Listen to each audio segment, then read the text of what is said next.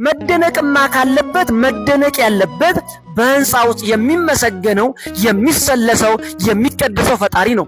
መደነቅማ ካለበት የሱ ስራ ነው መደነቅ ያለበት። ለምሳሌ ይሄ የምንመለከተው ሰማይ እኮ የረጋ ውሃ ነው።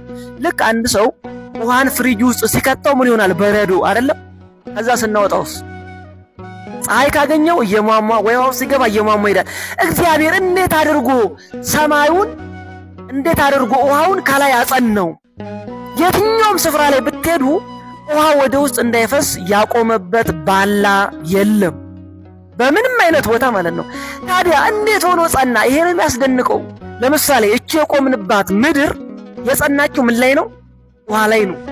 ከስሩ ውሃ አለ። ልብ በሉና ስሙ።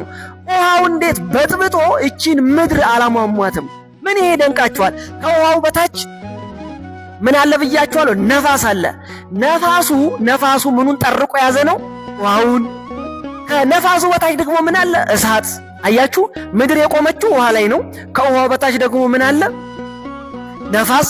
ከነፋስ በታች ምን አለ? እሳት። እነዚህ ሁሉ ደግሞ ተጠቅልለው እግዚአብሔር እጅ ላይ ነው ያሉት። እርሱ እንዲህ ከላይ ሆኖ ይመለከታቸዋል።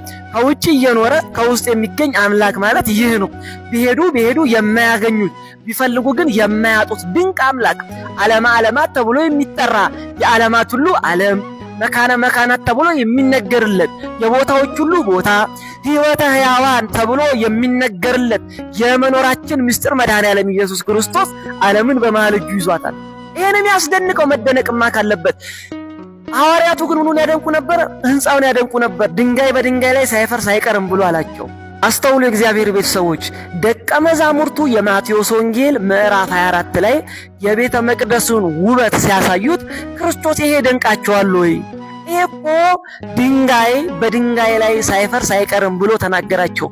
በሐሳዌ መሲህ በጥጦስ ዘመን በ70 ዓመተ ምህረት ማለት ነው ቤተ መቅደሱ እንዳልነበር ሆኖ ወድሟል።